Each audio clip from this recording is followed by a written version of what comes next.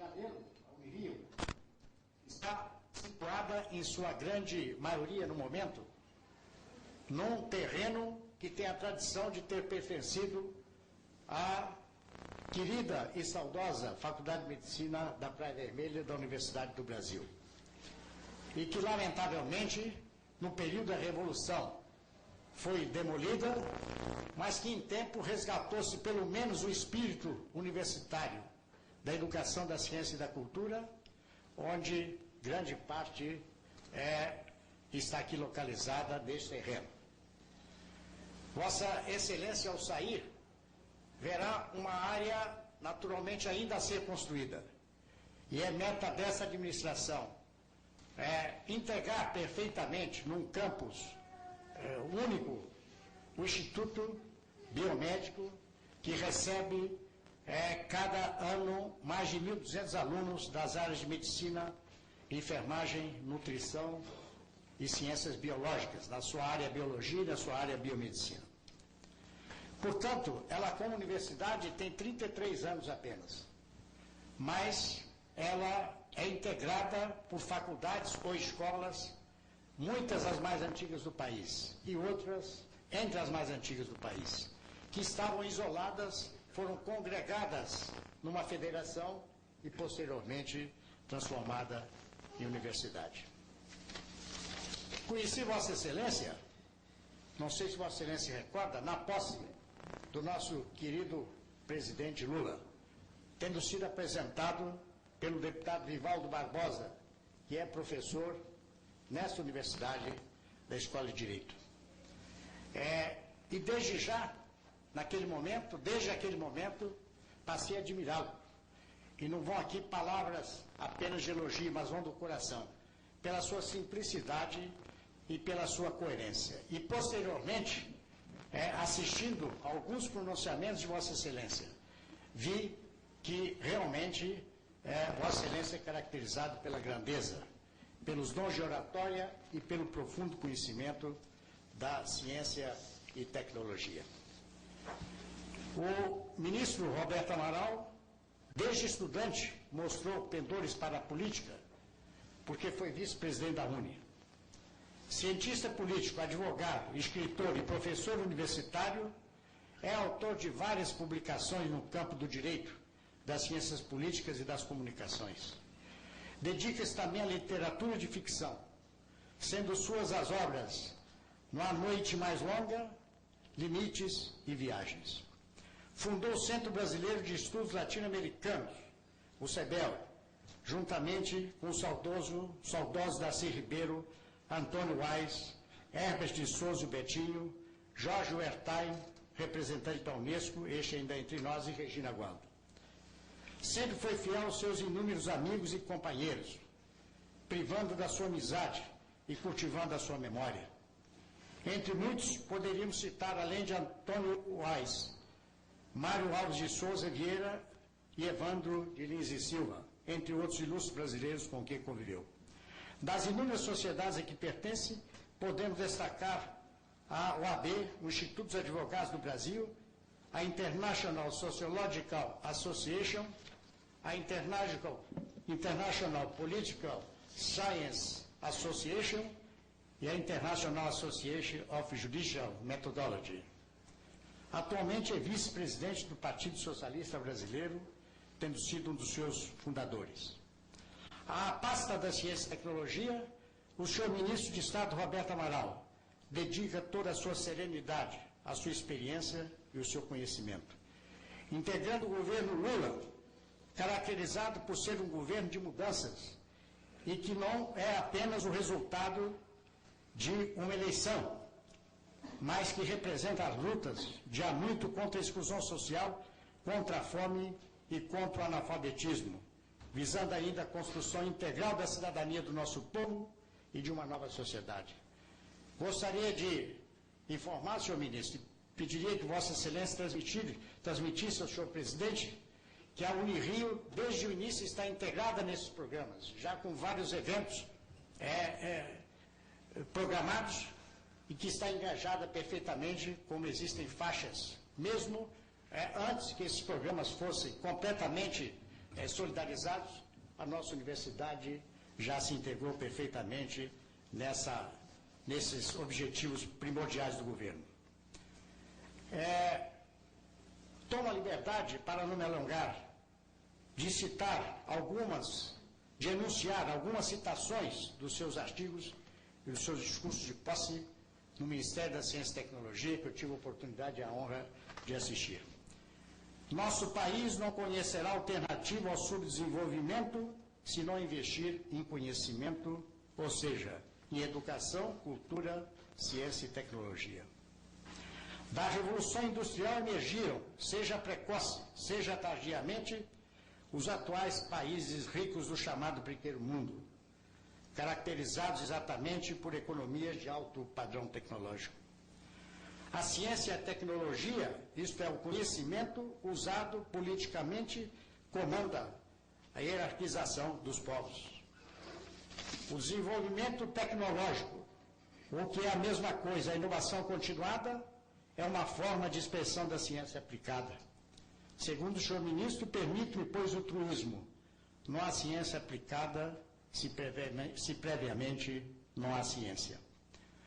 Vossa Excelência não poderia, ao meu ver, estar num ambiente que mais diz respeito à ciência e tecnologia, uma vez que, de acordo com um recente pronunciamento do eminente senhor secretário executivo, professor Vanderlei de Souza, numa reunião de reitores em que representava Vossa Excelência, frisou que 80% do conhecimento em ciência e tecnologia nascem e vêm das universidades.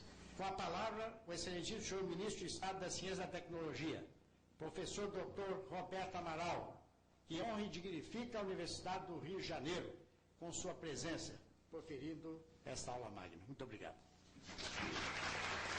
Muito obrigado, professor Pietro. E os senhores relevem as observações que ele fez sobre o ministro.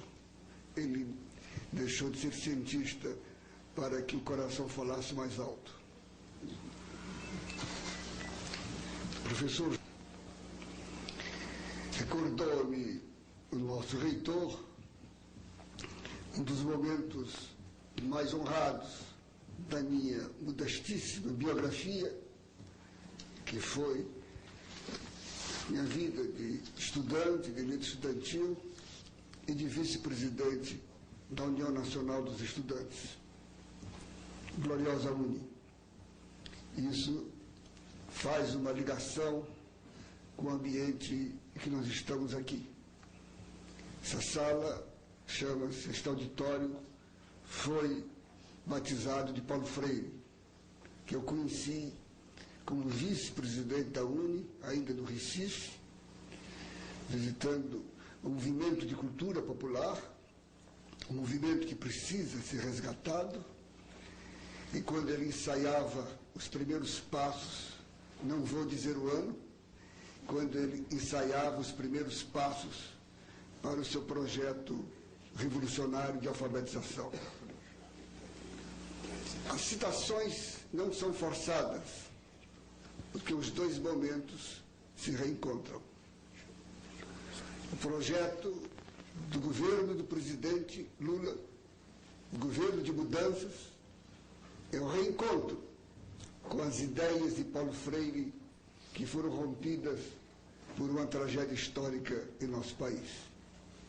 Mas o seu projeto, o que animava Paulo Freire, é o que nos anima. A inclusão social, a inclusão da cidadania, a universalização do saber, a universalização do ensino. Portanto, eu me sinto como ex-estudante, como permanente estudante, como posso talvez dizer assim, ex-professor, como momentaneamente ministro. Eu me sinto muito bem nesta casa e me sinto honrado por estar aqui representando o governo de mudanças do presidente Luiz Inácio Lula da Silva. Mas diz a liturgia que eu devo ler um texto escrito. Vou fazê-lo.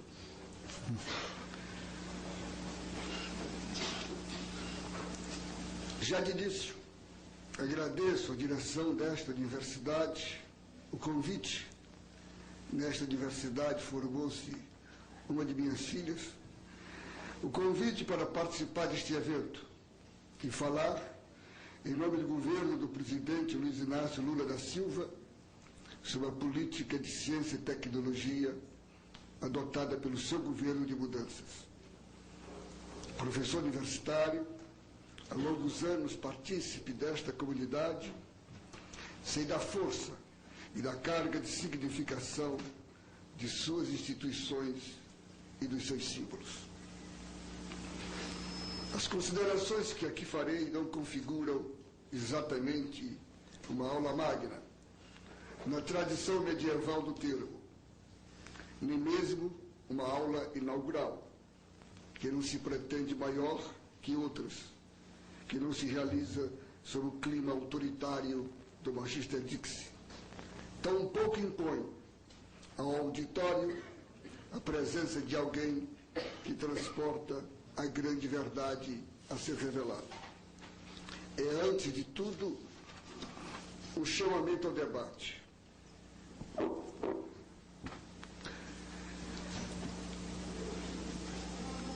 Estou chamando a universidade como instituição que precisa transitar do conformismo, da continuidade, da reprodução para a renovação, a inovação, a criação e a mudança. O compromisso da universidade é com o pensamento criador. O compromisso do cientista é com a construção do novo. O passado só nos interessa como lição para resolver o presente e construir as bases de um novo futuro.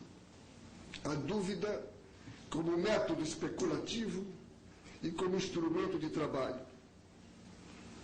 Tudo que há de esse talento e essa inovação. Já em 1847, Marx e Engels escreviam o atualíssimo Manifesto Comunista que Marshall Berman banalizou 140 anos depois. Nele se lê: sob o capitalismo, tudo que é sólido se desmancha no ar. Esta sentença é a síntese completa dessa volatilidade inerente à reprodução capitalista, desse fazer-se e desconstruir-se para reconstruir-se outra vez. A solução para que essa incerteza sistêmica seja suportável pode ser encontrada na geração artificial do talento pela capacitação técnica das pessoas comuns, no alargamento sistemático das fronteiras do conhecimento pela pesquisa pura e na instrumentalização das propriedades da natureza e do pensamento em entes tecnológicos úteis, em inovações via pesquisa aplicada, a primeira filha da pesquisa básica ou pura. Essa apropriação da ciência pelo sistema produtivo sob o capitalismo maduro trouxe implicações profundas para a ciência e para o capitalismo. A principal delas é que a produção de ciência, que no passado foi território livre do especulador independente, assim como a produção de utilidades técnicas em que essa ciência resulta, converteu-se em um setor de produção social específica, regido pela disciplina industrial e subordinado a todos os demais ritos e cânones da produção capitalista de mercados.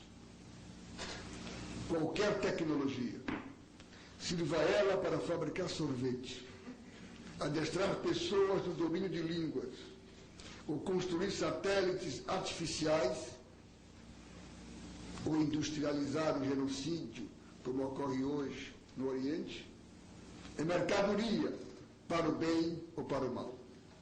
Mercadoria que serve para produzir outras mercadorias. Logo, mercadoria que configura bem de capital. Isto nos autoriza a dizer que tecnologia gerada sob o modo de produção capitalista, dentro de um setor de produção social bem delimitado e criando objetos de conhecimento apropriáveis privadamente, é capital em estado puro. Não capital sob a forma de dinheiro, que hoje é até rara de se encontrar, mas de qualquer forma, capital. A digressão tão longa para chegar a essa conclusão singela, que mal ocupa uma linha em letra de forma, pode ser longa demais e até cansativa, mas se presta a produzir clareza em nossa consciência de cidadãos. Assim, quando afirmamos que o Brasil é país dependente do capital estrangeiro, podemos não estar dizendo, na maioria das vezes, que o país é dependente do capital dinheiro, mas do capital sob a forma de tecnologia, cuja utilização implica custo para o usuário e cujos proprietários e titulares têm sede e domínio fora do país. Daí derivamos duas outras acessões. Primeira, a acumulação nacional de tecnologia corresponde a uma acumulação de capital.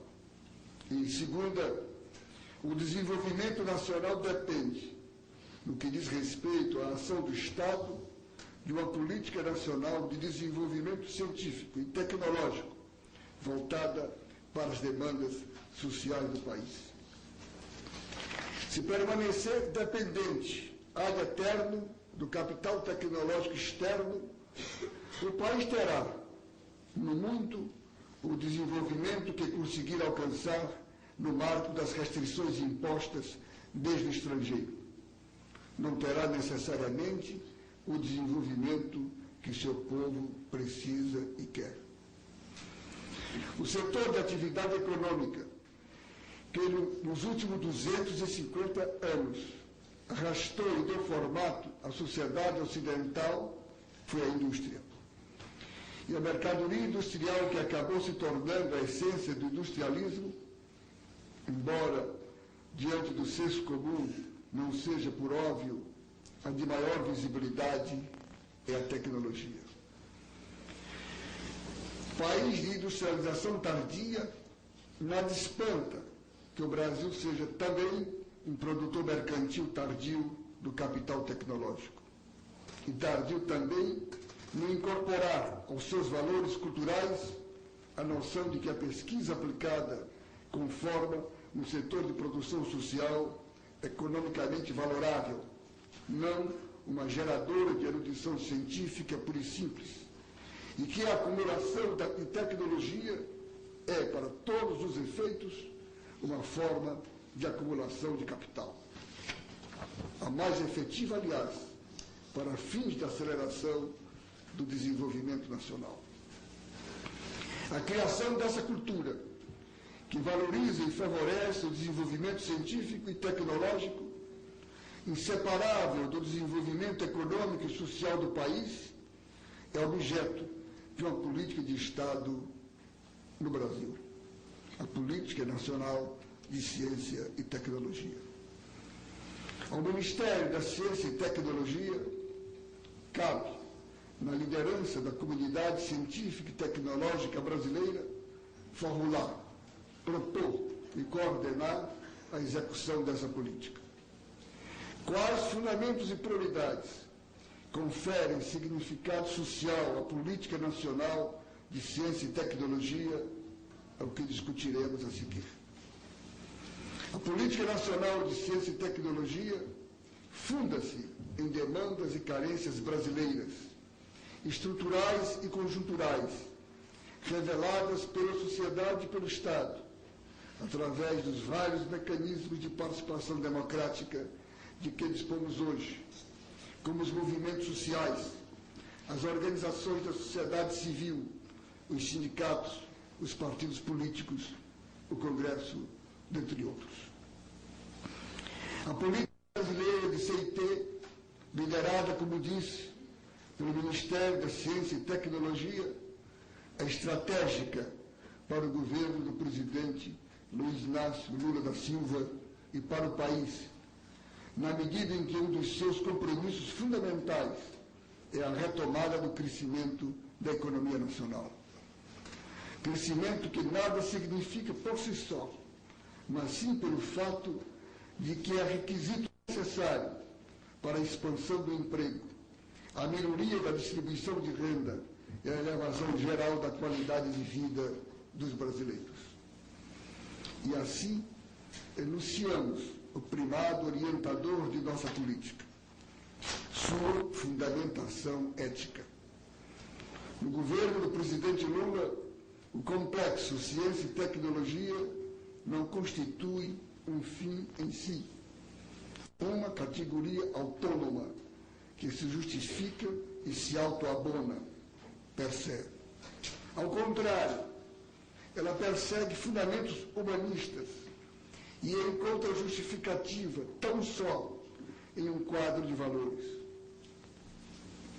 O compromisso de alterar a realidade em benefício do ser humano, em benefício da igualdade, da equidade e do bem-estar. Subjacente à retomada do crescimento e a sua instalação como processo continuado e sustentável está, pois, o desenvolvimento científico e tecnológico, materializado em inovações de produtos, de processos, de manejo, de marketing, capazes de potencializar a produção e elevar a produtividade da economia, contribuir para a ampliação das exportações brasileiras, para a substituição seletiva de importações de bens e serviços estratégicos, para o desenvolvimento nacional e para o fortalecimento da base produtiva com que atender às carências mais agudas da nossa sociedade. Vista de uma perspectiva mais esquemática, a política de fomento à pesquisa científica e à inovação tecnológica que se propõe para o país, sob o governo Lula, orienta-se segundo dois eixos de atuação.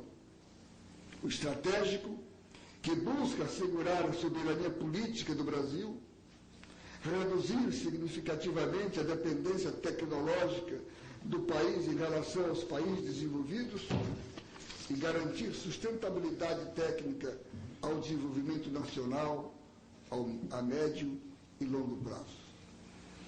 Em torno desse eixo estratégico, situam-se ramos tecnológicos, chamados estruturantes, ou elos condutores do sistema econômico em seu estado de desenvolvimento contemporâneo, como energia, especialmente a de fontes renováveis e de baixo impacto ambiental, tecnologia da informação, tecnologia aeroespacial, biotecnologia, nanotecnologia.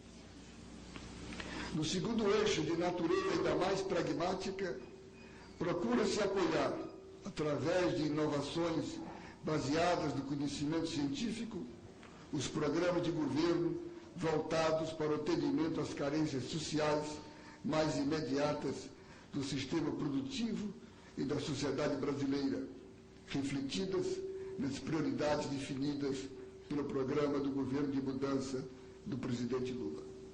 Dentre elas, 1. Segurança alimentar e combate à fome.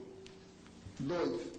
Agregação de valor aos produtos e ampliação das exportações brasileiras. 3. Fortalecimento das micro, pequena e média empresas, visando a acelerar a geração de empregos, melhorar os padrões de distribuição de renda e do abastecimento interno, melhoria da infraestrutura social básica de serviços públicos, água, esgoto, habitação, transporte urbano, segurança, da educação e da saúde da população. 5. Eliminação das desigualdades sociais e interregionais. 6. Conservação do meio ambiente e contribuição para a manutenção do equilíbrio ecológico global. O Ministério, através do Conselho Nacional de Desenvolvimento Científico e Tecnológico, CNPq e o MEC, através da coordenação de aperfeiçoamento de pessoal de nível superior, CAPES, com o objetivo de incrementar a formação de força de trabalho de alta qualificação, especialmente mestres e doutores, com que apoiar o processo de reduzir a dependência tecnológica e atender a demanda dos sistemas educacional e produtivo em expansão. Até o final do governo do presidente Lula, estaremos formando pelo menos 10 mil doutores, contra os 6 mil atuais.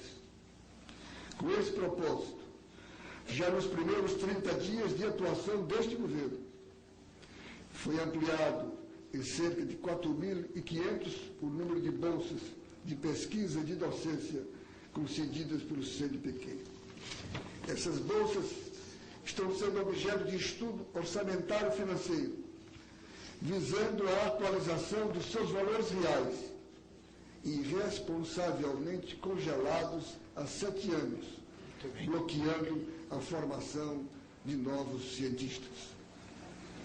A nova política de ciência e tecnologia leva em alta conta a necessidade de incorporar equitativamente a contribuição de todas as universidades e centros de pesquisa do país, promovendo a pesquisa e a inovação em todas as regiões, diminuindo o fosso que estabelece e reforça na economia, na política, na educação, na cidadania, na pesquisa e desenvolvimento tecnológico, as desigualdades interregionais e intrarregionais. A esse propósito, é significativo registrar a desigualdade abissal que se observa entre o Sudeste, onde estão nossos centros de excelência mais numerosos e destacados, e o conjunto das demais regiões brasileiras. Somente o Estado de São Paulo, ao qual, aliás, a ciência brasileira tanto deve, investe em ensino universitário e pesquisa e desenvolvimento algo como 4,5 bilhões por ano, o que corresponde a cerca de 2 vezes o orçamento de investimento do MCT e do seu complexo administrativo.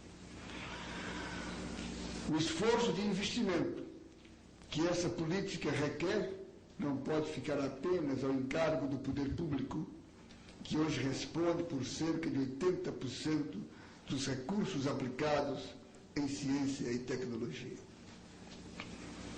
Para que o Brasil chegue ao final do mandato do presidente Luiz Inácio Lula da Silva, aplicando pelo menos 2% do PIB na área de ciência e tecnologia, como é de seu compromisso, isto é, duplicar os recursos atuais, será necessária a participação efetiva do empresariado, da iniciativa privada em geral, mas particularmente da universidade privada, que deverá integrar-se nesse esforço com recursos próprios.